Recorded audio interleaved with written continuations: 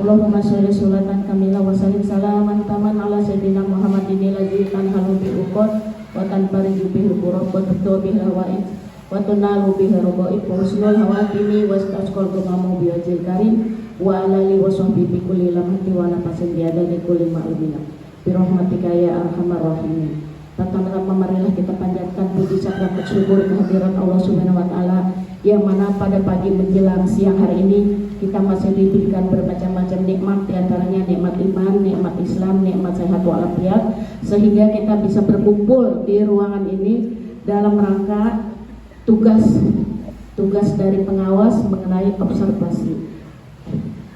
Selawat serta salam kita limpah curahkan kepada junjungan kita Nabi besar Muhammad SAW. Semoga kita diakui sebagai umatnya dan selalu istiqomah di jalannya. Bapak Ibu yang Ibu hormati, baiklah kita mulai dengan panduan platform Merdeka Belajar ya, Merdeka Mengajar. Panduan refleksi kompetensi dan rekomendasi pembelajaran. Apa itu refleksi kompetensi? Nah, ini ada artinya ya Bu.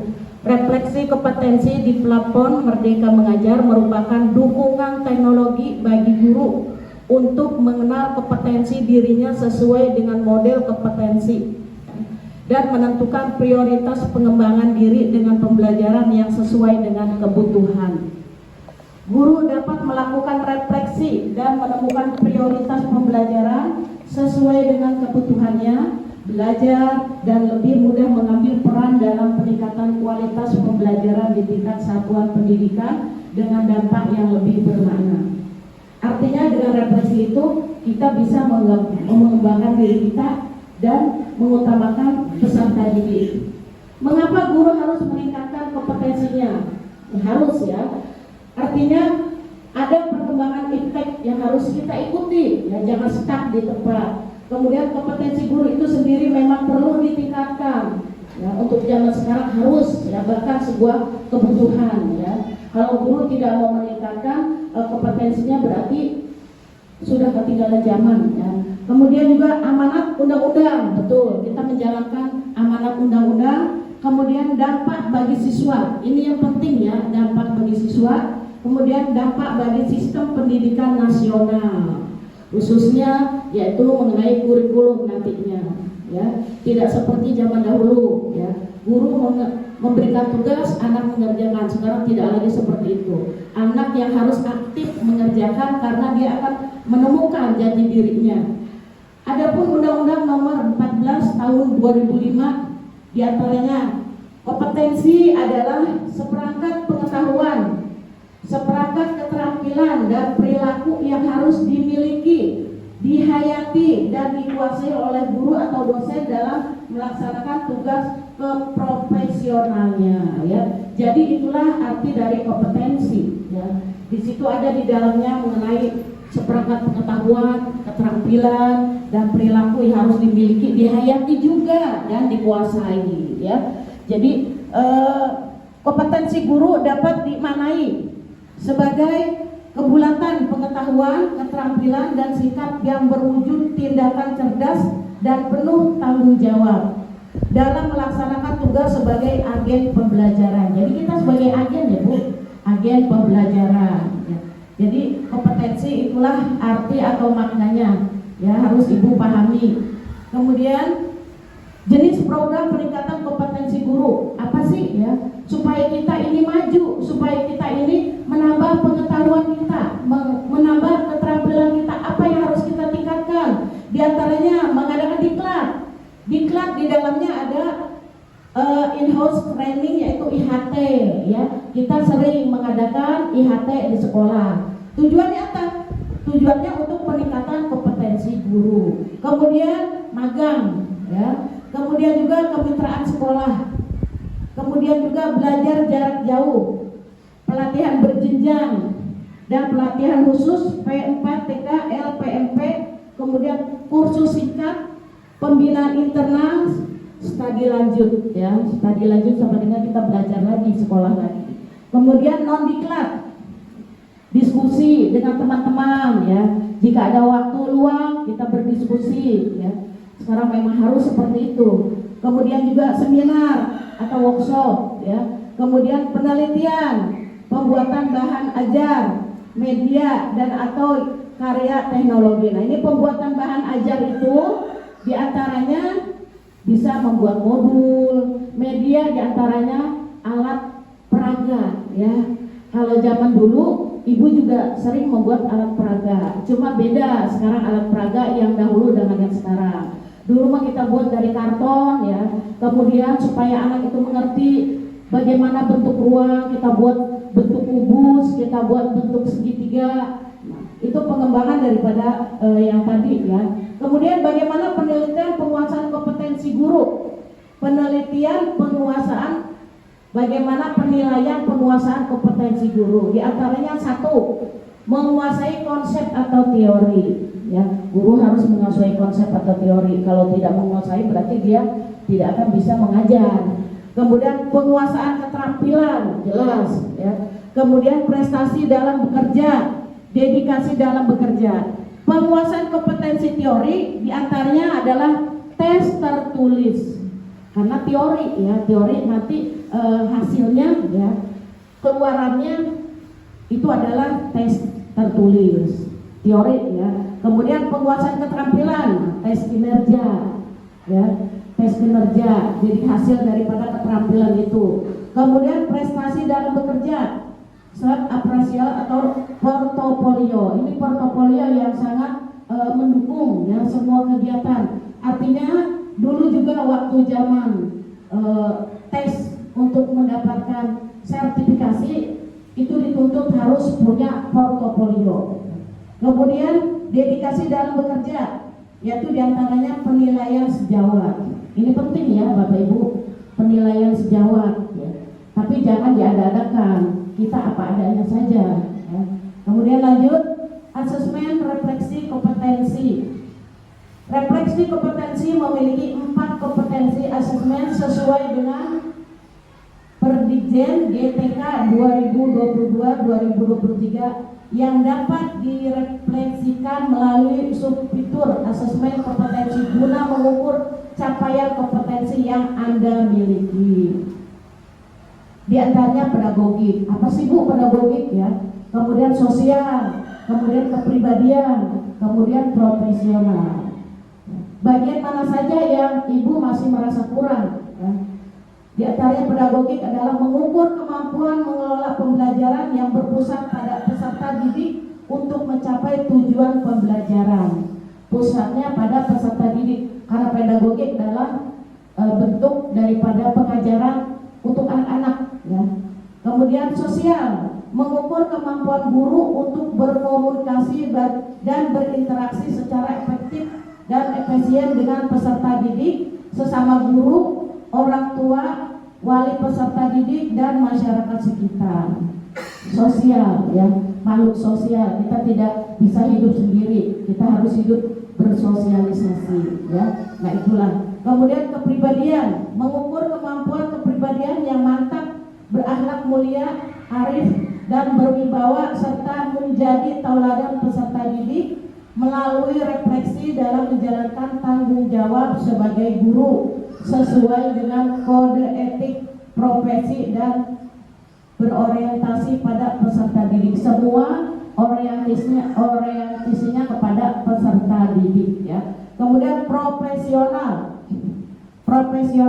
mengukur kemampuan penguasa materi pembelajaran secara luas dan mendalam untuk menetapkan tujuan pembelajaran dan mengorganisasikan konten pengetahuan pembelajaran yang berpusat pada peserta didik. Semua pusatnya pada peserta didik ya.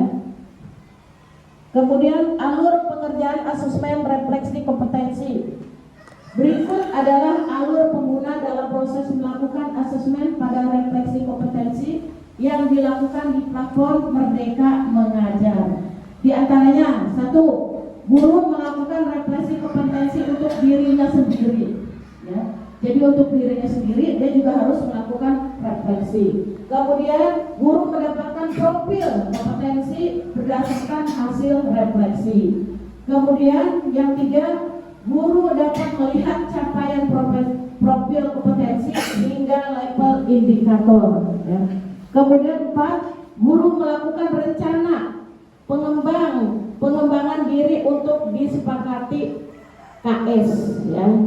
Kemudian 5, guru mendapatkan rekomendasi pembelajaran sesuai dengan rencana yang sudah dibuat. Ya. Itu barangkali. Kemudian akses refleksi kompetensi. A. Pengguna refleksi kompetensi yang bisa membuka refleksi kompetensi jika 1. Memiliki akun belajar ya, yang sudah diaktifasi dan sudah memenuhi syarat untuk menggunakan refleksi kompetensi.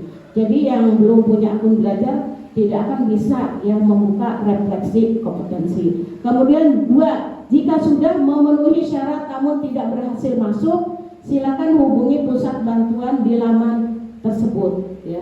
Jadi yang pertama pokoknya harus punya akun belajar dulu. Ya.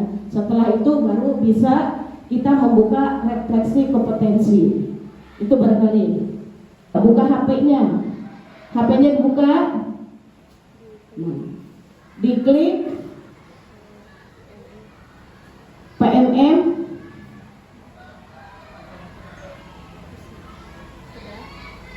Sudah? Refleksi kompetensi. Akses refleksi kompetensi di menu pengembangan diri. Setelah berhasil masuk ke beranda PMM, pilih refleksi kompetensi pada bagian menu pengembangan diri. Sudah? Ya. Kemudian nomor 2, halaman beranda refleksi kompetensi.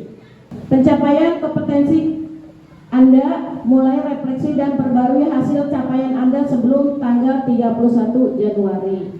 Dibuka aja refleksi kompetensinya. Coba isi data diri dulu. Habis isi data diri, lanjut mengisi ada 4 refleksi yang harus Bapak Ibu isi. Di antaranya yang tadi Ibu sampaikan, pedagogi, keterampilan, sosial, dan yang terakhir profesional. Nah, silakan diisi dulu. Ibu akan mulai memantau ya. Nah, dibuka dulu aja di HP. Ya. Diisi dulu ya. Bentar. Tapi data diri dulu ya. Kalau Malika, ayo. Taruh Ismail. Dia lebih dari 21 tahun. Bener. Itu kan tadi mau ngetik yang lebih dari 21 tahun nih. Mulai. Oke, siap. Oke, mulai. Hati-hati ada pertanyaan terjebak. Siap. Apa ketuhanan yang Maha Esa.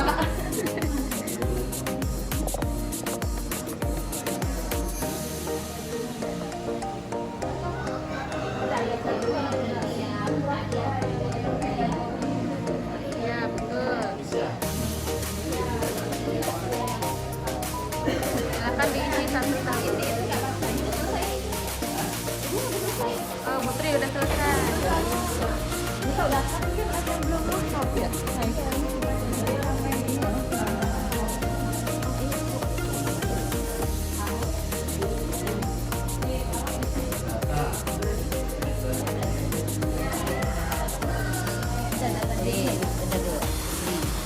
Sudah benar Trik ya?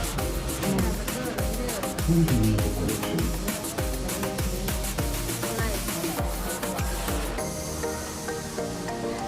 Silakan diisi sesuai dengan yang terjadi.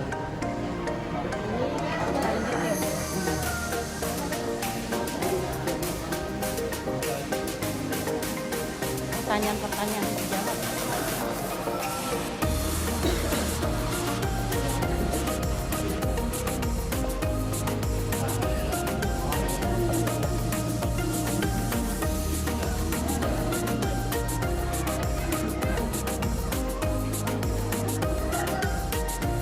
Bila sudah diisi, mohon satu orang untuk ke depan.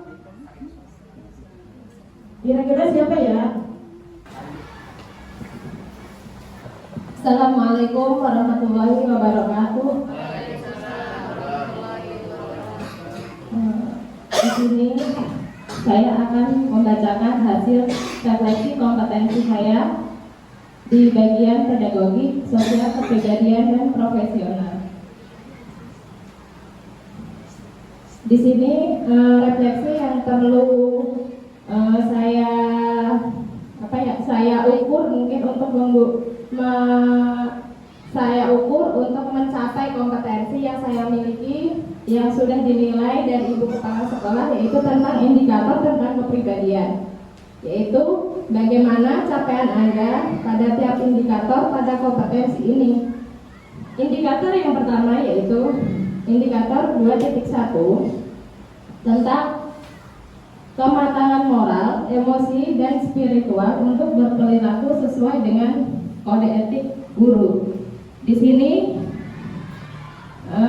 indikator ini perlu ditingkatkan untuk mengikuti pembelajaran selanjutnya, misalkan dengan cara mengikuti bimbingan teknis atau webinar dan sebagainya. Kemudian yang kedua, untuk di bagian profesional, yaitu mengukur kemampuan penguasaan materi pelajaran secara luas dan mendalam untuk menetapkan tujuan pembelajaran dan pengorganisasian konten pengetahuan pembelajaran yang terpusat pada peserta didik ini. Di sini dalam hal ini saya masih ada banyak kekurangan. Caranya yaitu untuk memajukan profesionalitas saya dalam bidang mengajar, yaitu dengan melakukan kegiatan KKG atau perencanaan pembelajaran yang maksimal. Salah satu contohnya adalah dengan melaksanakan kombel, dengan bimbingan kombel untuk meningkatkan profesionalitas kita. Kemudian untuk yang sosial, yaitu mengukur kemampuan guru untuk berkomunikasi dan berinteraksi secara efektif dan efisien dengan peserta didik, sesama guru, orang tua, atau wali peserta didik dan masyarakat sekitar. Di antaranya yaitu salah satunya yaitu mengadakan pertemuan atau rapat dengan orang tua murid, tempat sejawat, kemudian peserta didik untuk melaksanakan kesepakatan dalam melaksanakan pembelajaran. Mungkin itu yang sedikit saya sampaikan. Terima kasih. Wassalamualaikum warahmatullahi wabarakatuh.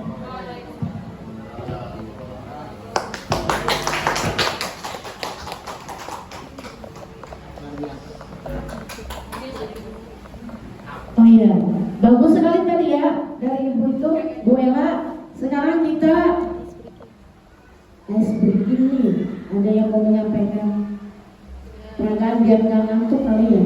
Iya. Ya, berdiri. Biar nggak jenuh, biar nggak ngantuk. Ayo berdiri.